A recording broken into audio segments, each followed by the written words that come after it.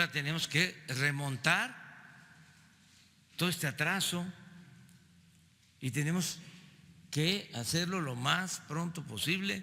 Nos va a llevar tiempo, pero por eso a crear escuelas de medicina, ampliar las posibilidades para la especialización, para que podamos tener los médicos, los especialistas. Les comentaba yo que en los hospitales del IMSS Bienestar, que son de lo mejor que hay, en muchos sin especialistas. Muy buenos días, amigos, amigas, señoras y señores. Mil gracias por venirse a informar a mi canal, donde saben que siempre les voy a traer y les he traído notas relevantes, importantes, que valgan la pena, apoyando y apuntalando nuestra cuarta transformación. Es un hecho, es simplemente que México estamos sumergidos en un proceso de corrección, de precisamente ver que las cosas que nos dejaron la herencia maldita, y además situaciones como se maneja la derecha o la ultraderecha con sus grupitos de choque, desde las chalecos amarillos, pasando por antorchos campesinos, pasando por los yunques y pasando por ese tipo de agrupaciones o grupos que simple y sencillamente recibían dinero nada más estirando la mano, sin hacer absolutamente nada por el país. Eso está claro.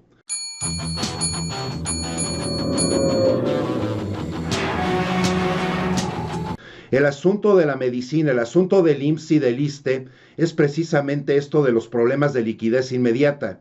El reporte muestra que las instituciones son financieramente sanas.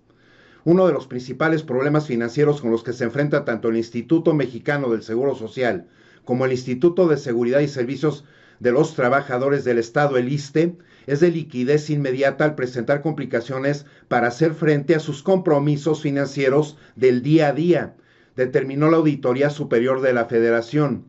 La auditoría, en su tercer y último reporte de cuenta pública del 2018, expone que el caso del IMSS, su liquidez inmediata fue del 0.8, que es casi nada, lo que significa que por cada peso de pasivo que debía al instituto solo contaba con 0.8 pesos para pagar de forma inmediata. De la misma manera, el gobierno federal, como ya lo sabemos, hay que reiterarlo, recurrió a la compra de medicamentos en el extranjero. Para resolver el problema de desabasto de medicamentos, el gobierno federal de la 4T dejó de comprar a distribuidoras nacionales, monopolizando tantas medicinas, tantos medicamentos, y que además las vendían al 70% del total de compras. La compra de medicamentos en el extranjero para garantizar los tratamientos para las personas que los necesitan se han convertido en una práctica cada vez más usada por la actual administración, por el actual gobierno. Apenas el fin de semana, personal del INSABI y de la Comisión Federal para la Protección contra Riesgos Sanitarios, COFEPRIS, recibieron el desembarco de medicamentos del Aeropuerto Internacional de la Ciudad de México. Esto también es importante, y escucharlo de la voz de nuestro presidente, porque habla precisamente de esto de la inversión y la atención médica. El neoliberalismo querían que el Estado se diluyera, lo cual hoy afronta también una carencia en muchos rubros, en muchos sentidos, no solamente en el sector salud, sino en tantos otros sectores, que va de la mano con la capacidad económica. Vamos a escuchar a nuestro presidente. Yo no estoy en contra de eso. Lo mismo en el caso de la salud, de la educación. El que tiene para pagar colegiatura, el que tiene para pagar un servicio médico privado, está en su derecho, lo puede hacer. Pero el Estado está obligado a garantizar la educación pública y la salud a todos los mexicanos. Entonces, ¿qué pasó si no se crearon nuevos hospitales, si no hubo inversión para atender la demanda de enfermedades como el cáncer de mama? Pues entonces se contrataba el servicio, porque no había posibilidad de que se atendiera en hospitales públicos. Ahora el cambio estriba en que vamos a fortalecer el sistema de salud pública y vamos a invertir en centros de salud, unidades médicas de primer nivel, en hospitales de segundo nivel, en mejorar la atención en hospitales de especialidades, para que el Estado cumpla con su responsabilidad de garantizar el derecho del pueblo a la salud. Es otro modelo. Los gobiernos neoliberales lo que querían era que el Estado se diluyera y dejar todo al mercado. Por eso estamos enfrentando esta situación de falta de espacios, de camas, de equipos, de hospitales, pero eso es lo que vamos a ir atendiendo hasta mejorar por completo el sistema de salud pública, porque no es un asunto solo de atención médica, es un asunto que tiene que ver con la capacidad económica de la gente para curarse. Entonces sí vamos a garantizar el que la gente sea atendida bien en el tiempo que lo requieren y que no falten las medicinas y tener el apoyo de los médicos. Y lo mismo, el que tenga para pagar un hospital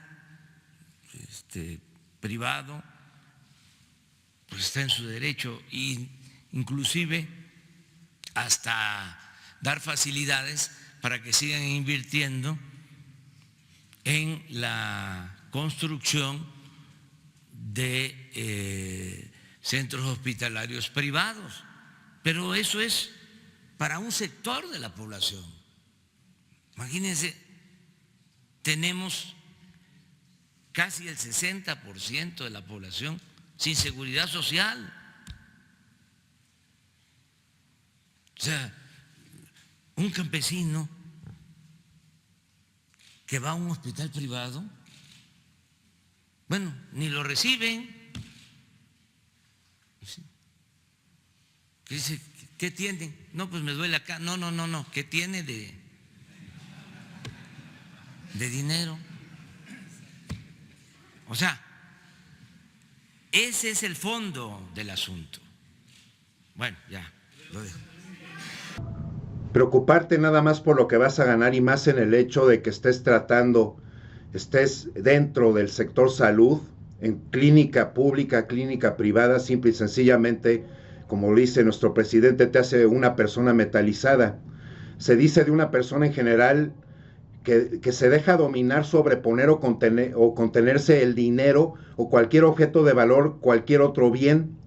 Esta palabra es usado como sustantivo, se refiere en especial a un objeto o elemento en tener el brillo, un reflejo propio de un metal, pero también la situación de los médicos, las doctoras, etcétera, ¿dónde quedó el juramento hipocrático? En el momento de ser admitido entre los miembros de la profesión médica, se dice: me comprometo solemnemente a consagrar mi vida al servicio de la humanidad, conservaré a mis maestros el respeto y el reconocimiento a que son acreedores, desempeñaré mi arte con conciencia y dignidad, la salud y la vida del enfermo serán las primeras de mis preocupaciones, respetaré el secreto de quien haya confiado en mí, mantendré todas las medidas de mi medio el honor y las nobles tradiciones de la profesión médica. Mis colegas serán mis hermanos. No permitiré que entre en mi deber y mi enfermo vengan a interponerse consideraciones de religión, nacionalidad, raza, partido o clase. Tendré absoluto respeto por la vida humana desde su concepción, que en tantos doctores, doctoras y médicos eso también ya se diluyó. ¿Dónde quedó? Bueno, vamos a escuchar esto, que es también muy importante, sobre el ISSSTE, que tiene muchas denuncias, además por corrupción. Los directores del ISSSTE. ¿Quiénes fueron los directores del ISSSTE? O sea, ¿cuántas denuncias hay sobre eso? Entonces ya tenemos que acabar con esa corrupción y estoy seguro que las cosas tienen que mejorar. Lleva trabajo, lleva tiempo, porque estaban bien enraizados, arraigados estos vicios, pero vamos a limpiar de corrupción.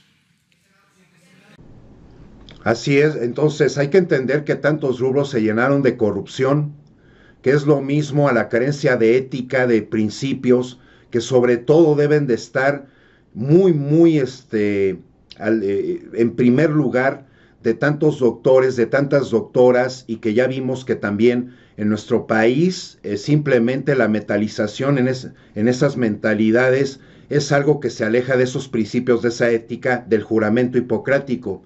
Hay que recordar también, hablando de cosas de salud, que debido al coronavirus, que es algo que todavía para nada llega a México, le quitó fuerza al peso. El tipo de cambio vuelve a superar los 19 pesos por dólar. En la jornada de este lunes tuvo su mayor depreciación desde diciembre del 2019, cayendo en un 1.5%.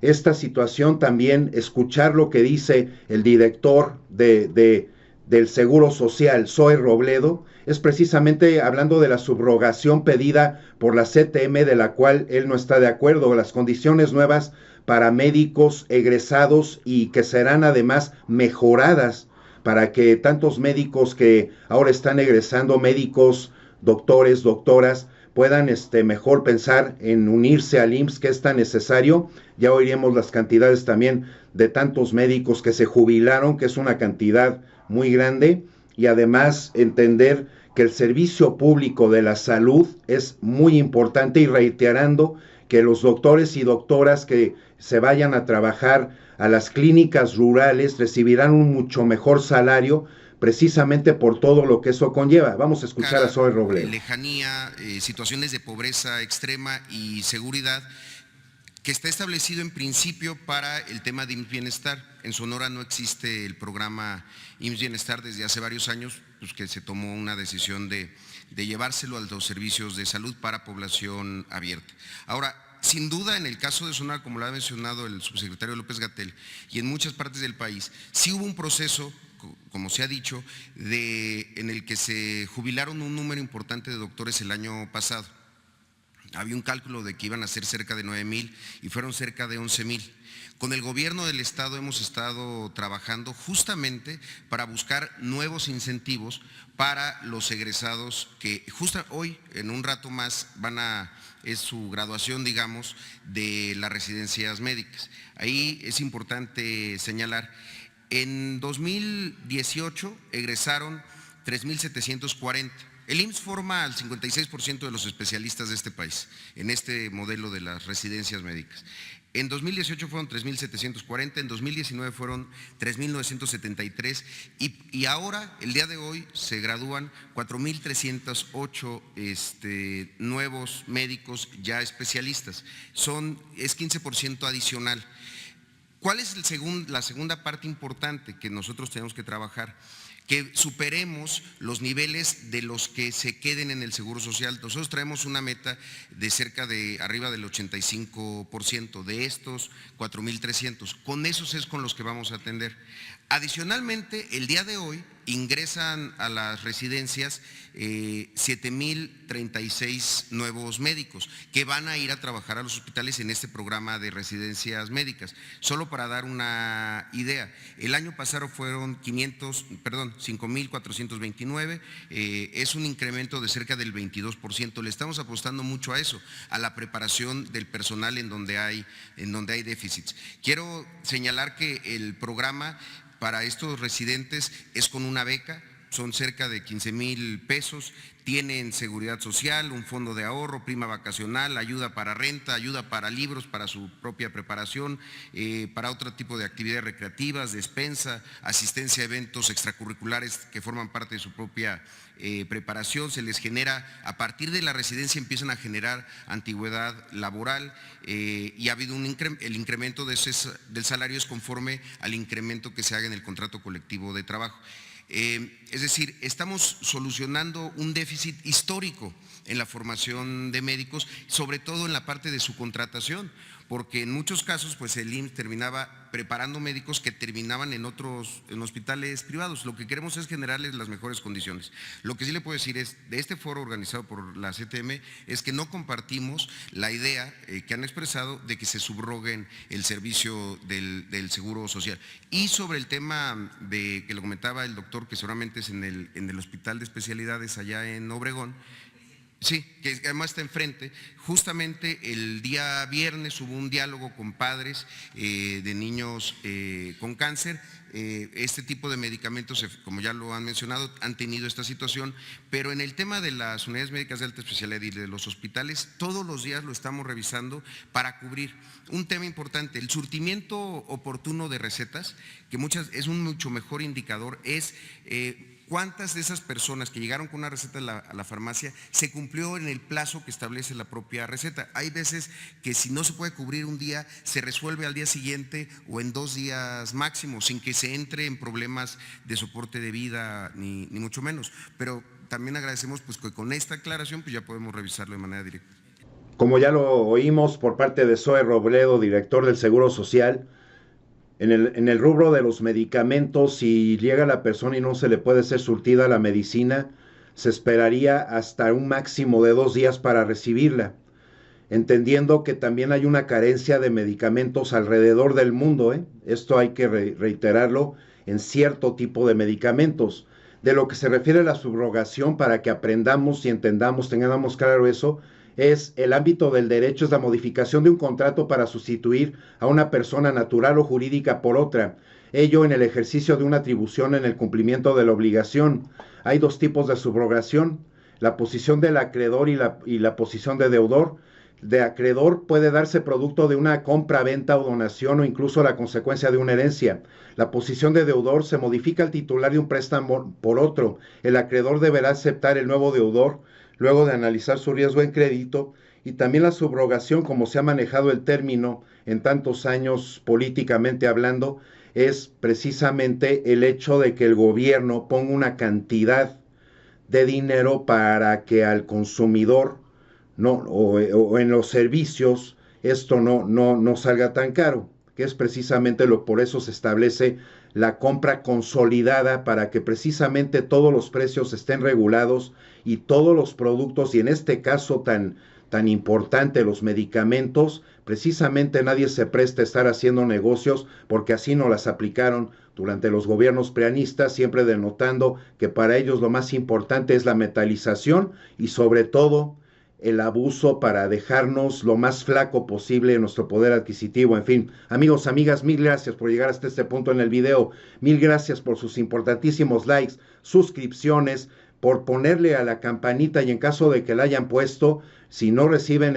notificaciones de los videos nuevos que subo de mis transmisiones, por favor chequen mi página principal. No es importante que vean los videos en vivo, en directo, pero que los vean después, ver los videos completos. Eso es un gran apoyo para un canal verdaderamente independiente. Y recuerden que apoyo y apuntalo, y así siempre lo haré, a nuestra cuarta transformación, que está precisamente inmersa en tantas cuestiones de corrección para traernos un país con mayor justicia, con mayores oportunidades y con el hecho, sobre todo, pensando en las generaciones que vienen, en nuestros niños, niñas, jóvenes, que precisamente para que reciban y siempre tengan y mantengan un país que siempre tenga una verdadera democracia. Que estén muy bien, por aquí nos vemos después. Hasta la próxima.